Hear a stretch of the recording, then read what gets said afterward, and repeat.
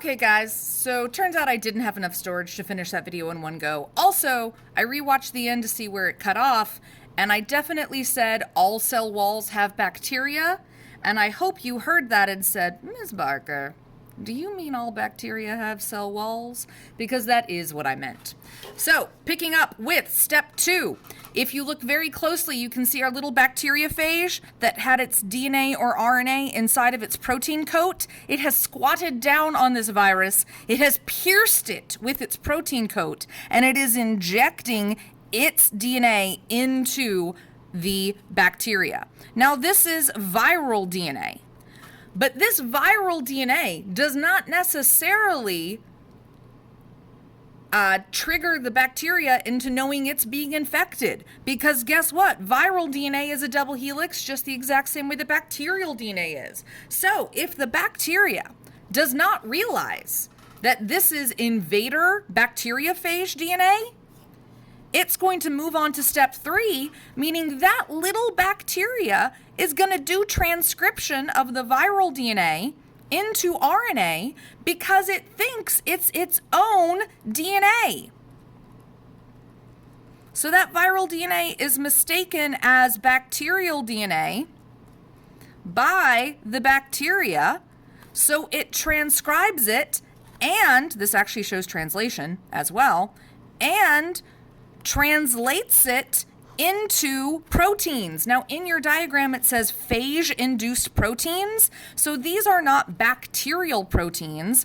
These are proteins from the bacteriophage, from the DNA it injected.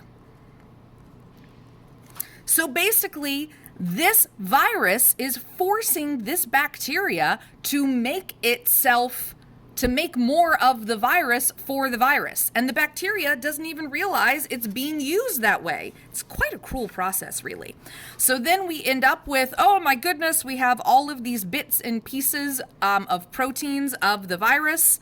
We see we've got more protein coats that have been made. We've got more of the spider leg bits. Oh, it also copied the DNA because it did DNA replication. So these are just all the bits that will make up more viruses. And then in a truly devious use of the bacteria itself, the viral DNA will trick the bacteria into assembling the bacteriophage viruses, which is what we see here. So it just takes the bits and assembles them into more bacteriophages, which then leads us to the final step, where, as you can clearly see, these now fully assembled bacteriophage viruses break out of the cell wall and the cell membrane,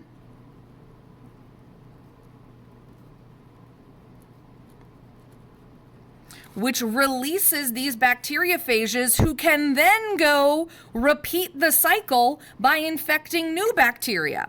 Now, to be clear, this bacteria dies in the process of the lysis. Oh, and that's why we call it the lytic cycle, because the bacteria ends up splitting open and dying. So the lytic cycle is basically the virus injects its DNA or RNA into the bacteria, tricks the bacteria into making more viruses through transcription and translation, and then those viruses break out or lyse the host cell, killing it in the process and going on to repeat the infection with other bacteria. Tricky, tricky, tricky little things. Now, how is this relevant to biotech?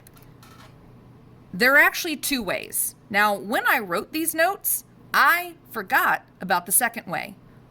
So we're going to cover that one in class. But go ahead right now and call this number 1. And specifically, we're going to talk about how it impacts genetic engineering. Now, hopefully you remember, we've been genetic engineering successfully since 1982. Now, to genetic engineer, we have to cut and paste a gene from organism A into B.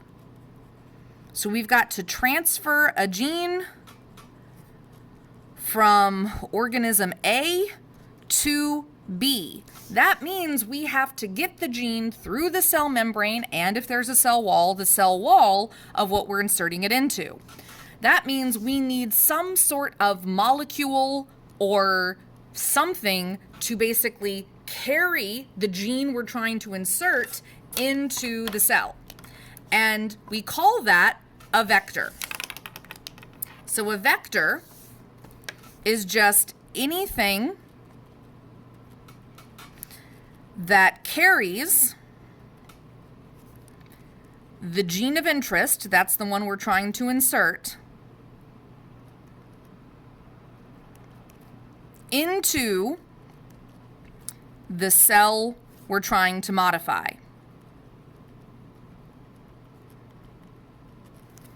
All right? Well, guess what we use?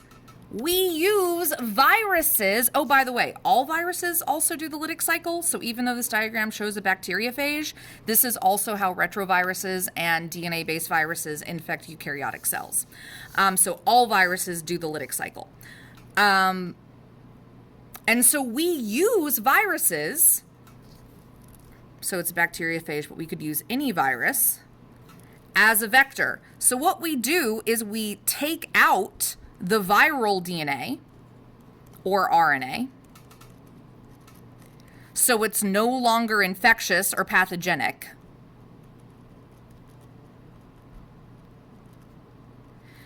And we insert the gene of interest.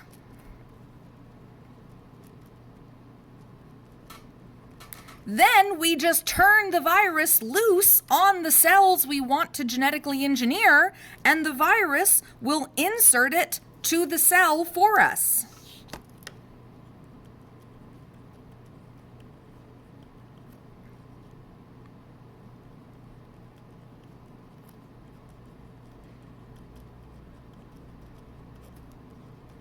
So we don't actually have to figure out how to get it into the cell. We just have to figure out how to get it into the vector. And that is where I'm stopping. See you in class next week.